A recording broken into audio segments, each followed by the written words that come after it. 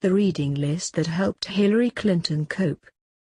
If I had to stock Hillary Clinton's new memoir in a bookstore, I'd be tempted to place it in a section on self-help or bereavement. What happened was quickly strip-mined for political nuggets after its publication last Tuesday. As I went through it over the weekend, though, what struck me most was how the wounded Democrat coped after her crushing defeat last November. In short, Clinton has read voraciously and eclectically, for escape, for solace and for answers. The collection of works that she cites across 494 pages showcases a top-flight intellect and would make for a compelling graduate school seminar.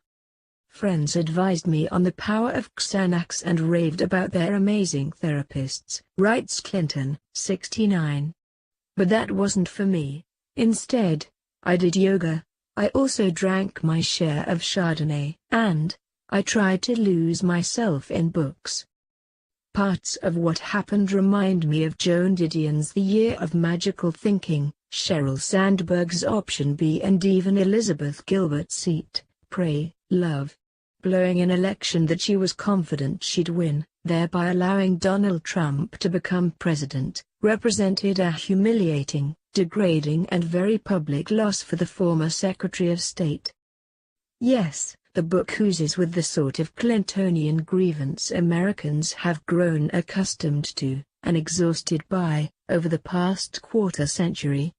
Her finger-pointing, from Bernie Sanders and Jill Stein to James Comey, Julian Assange, and even Matt Lauer, has been well documented by now. But her account is also rawer, and thus better, than we expected. Clinton is much harder on herself than the mainstream media's coverage of her rollout has given her credit for. She confesses that she's wrestled with why she lost every single day since November 8. Sometimes it's hard to focus on anything else, Clinton writes. I do sometimes lie awake at night thinking about how we close the campaign. At first, Clinton turned to mystery novels in a bid to get the election results off her mind. She inherited her love for this genre from her mother, and she'd plow through a full book in a single sitting. Some of recent favorites are by Louise Penny, Jacqueline Wince-Peer, Donna Leon, and Charles Dodd. Clinton writes, I finished reading Elena Ferrante's 4 Neapolitan novels and relished the story they tell about friendship among women. Just as if she lost her appetite for a time, the biographies of former presidents that weigh down the bookshelves at her home in Chappaqua, New York, held no appeal. To keep her failure in perspective, Clinton thought instead about how good she still has it compared to Fantine in Victor Hugo's Les Miserables. She resolved that she does not want to spend the rest of her life like Miss Havisham from Charles Dickens's Great Expectations, stirring around her house stewing. She went back to stuff that has given her joy or comfort in the past, including poetry by Maya Angelou, Marge Piercy and T.S. Eliot. She reread one of her favorite books, The Return of the Prodigal Son by the Dutch priest Henri Nouwen. It's something I've gone back to repeatedly during difficult times in my life, she writes. Maybe it's because I'm the oldest in our family and something of a Girl Scout, but I've always identified with the older brother in the parable. It's a story about unconditional love, the love of a father, and also the father, who is always ready to love us, no matter how often we stumble and fall. Clinton's flinty father always told her that he'd love her unconditionally. As a little girl, she'd ask him if he'd still love her even if she robbed a bank or murdered somebody. Absolutely, he'd tell her. Once or twice last November, she recalls, I thought to myself, well, Dad, what if I lose an election I should have won and let an unqualified bully become President of the United States? Would you still love me then? Nouwen was inspired to write his 1992 book by observing the Rembrandt painting that depicts the scene when the prodigal son comes home. I can choose to be grateful even when my emotions and feelings are still steeped in hurt and resentment, the Catholic priest wrote. I can choose to speak about goodness and beauty even when my inner eye still looks for someone to accuse or something to call ugly. I can choose to listen to the voices that forgive and to look at the faces that smile even while I still hear words of revenge and see grimaces of hatred. Reading this again and again offered Clinton a reminder about the importance of being grateful even when things aren't going well. Thinking about the process of mourning, Clinton looked to another book by Nguyen called Bread for the Journey. In it, he writes, to console does not mean to take away the pain but rather to be there and say, you are not alone, I am with you. Together we can carry the burden. Don't be afraid. I am here.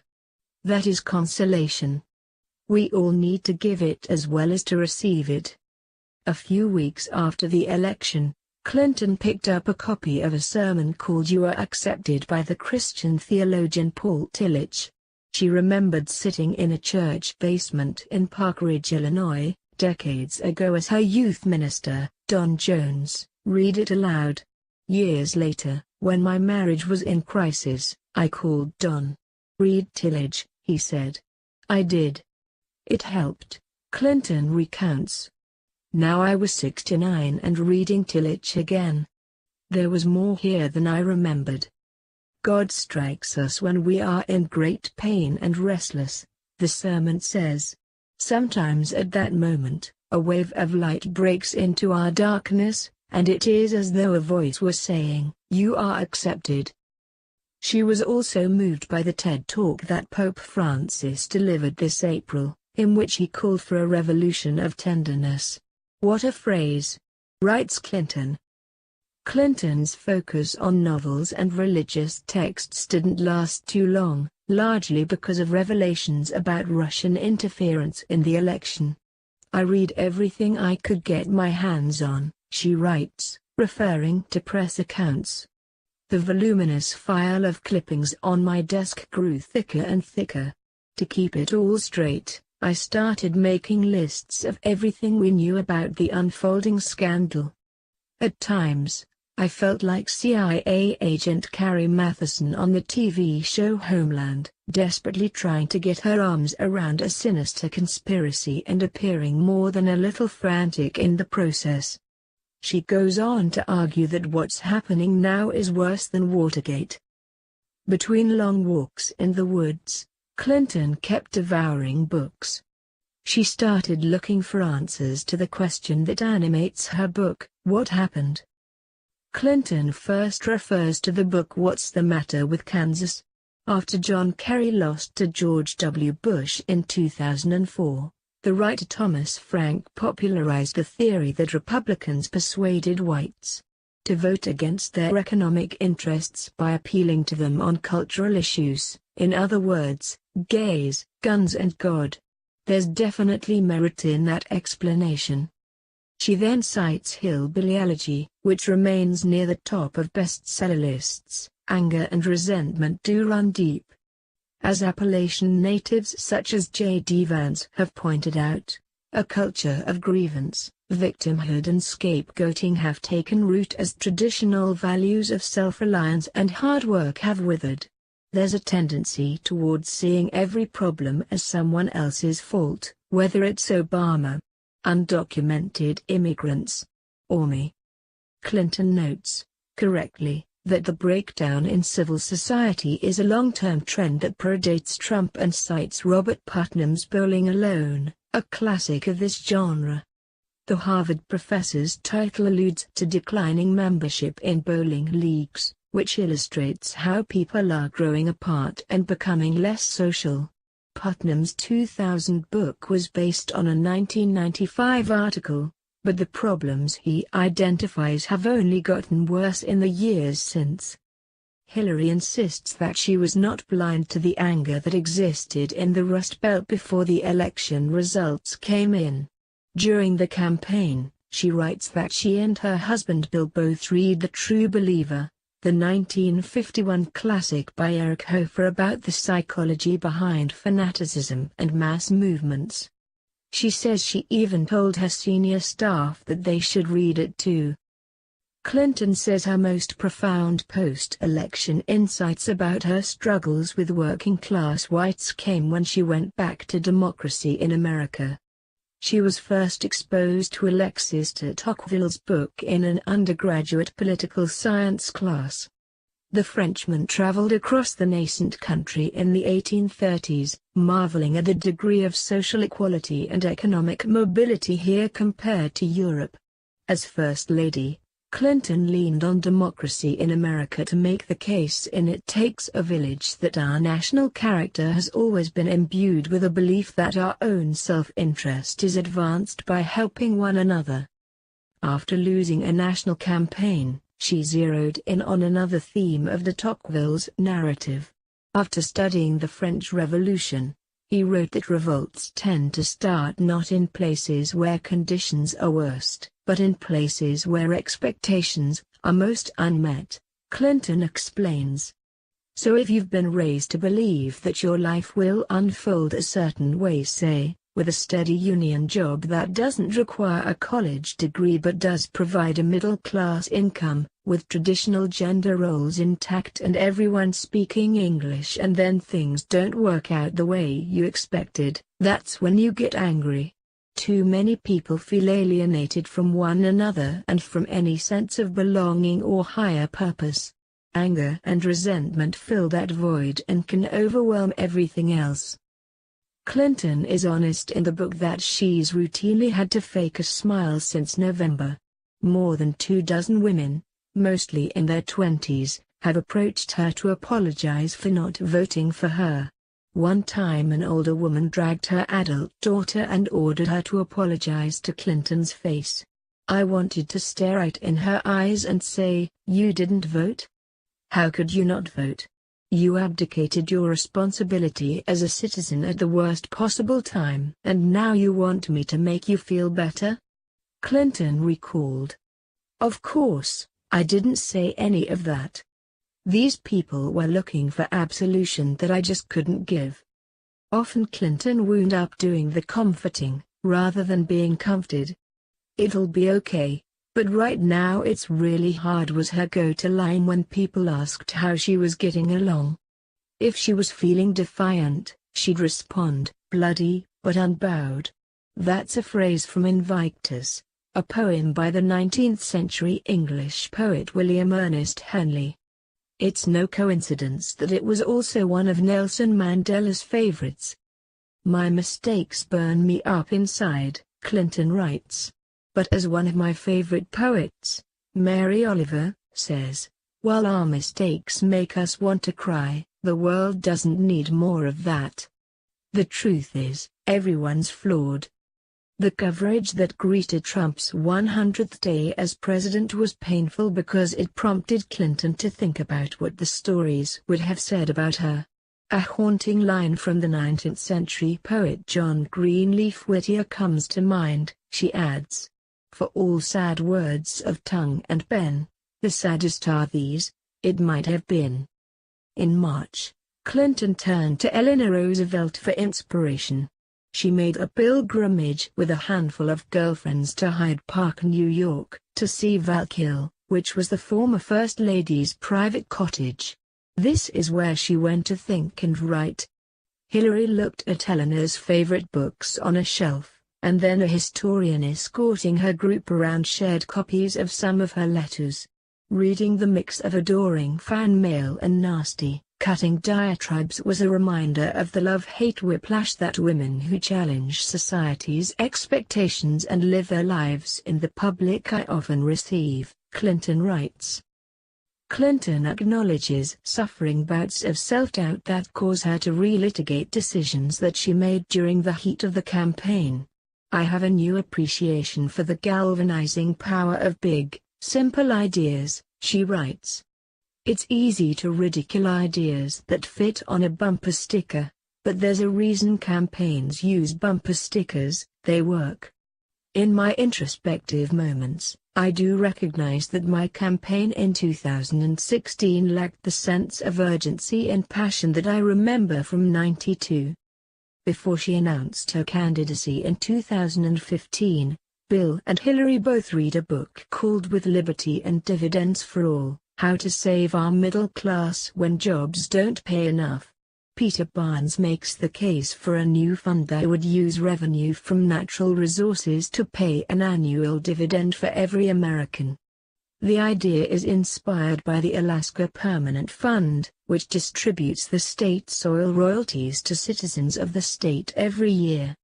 It would theoretically ensure that everyone received a modest basic income every year.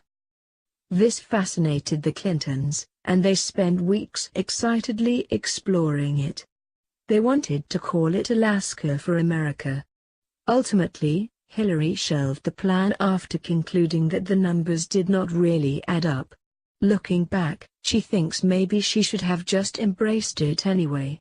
To provide a meaningful dividend each year to every citizen, you'd have to raise enormous sums of money, and that would either mean a lot of new taxes or cannibalizing other important programs, she writes. I wonder now whether we should have thrown caution to the wind and embraced Alaska for America as a long-term goal and figured out the details later. Bigger picture, Clinton complains that Bernie put her in a tough spot by running on the kind of pipe dreams that made Alaska for America look pragmatic. No matter how bold and progressive my policy proposals were, and they were significantly bolder and more progressive than anything President Obama or I had proposed in 2008, Bernie would come out with something even bigger, loftier, and leftier. Clinton fumes. That left me to play the unenviable role of spoilsport schoolmom, pointing out that there was no way Bernie could keep his promises or deliver real results. As the months wore on, Clinton focused increasingly on the role that she could play in the so-called resistance movement. She decries the emergence of alternative facts, a term popularized by White House Counselor Kellyanne Conway. Attempting to define reality is a core feature of authoritarianism, Clinton writes. This is what happens in George Orwell's classic novel 1984. When a torturer holds up 4 fingers and delivers electric shocks until his prisoner sees 5 fingers as ordered. The goal is to make you question logic and reason and to sow mistrust toward exactly the people we need to rely on, our leaders, the press, experts who seek to guide public policy based on evidence, ourselves. For Trump, as with so much he does, it's about simple dominance. On Tyranny, 20 Lessons from the 20th Century, the thin volume by Yale history professor Timothy Snyder, has been especially popular in elite circles this year. This quote from the book resonated the most with HRC, to abandon facts is to abandon freedom. If nothing is true, then no one can criticize power, because there is no basis upon which to do so. If nothing is true, then all is spectacle. Writing about sitting through Trump's inauguration, Clinton laments, "We were in a brave new world."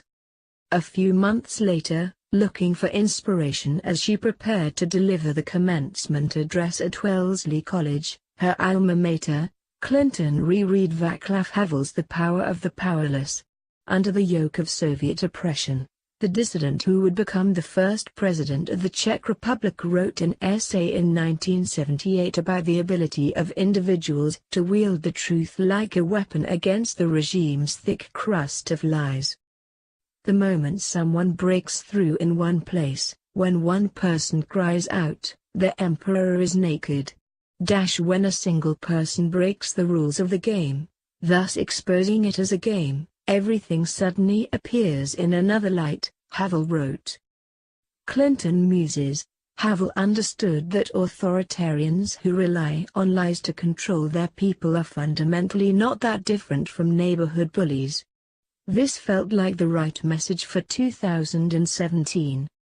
The Cosmopolitan Clinton quotes a diverse range of other international voices in the book, including Lebanese writer Khalil Gibran, Nigerian author Chimamanda Ngozi Adichie, Austrian novelist Rainer Maria Rilke, Irish playwright George Bernard Shaw and German philosopher Friedrich Nietzsche.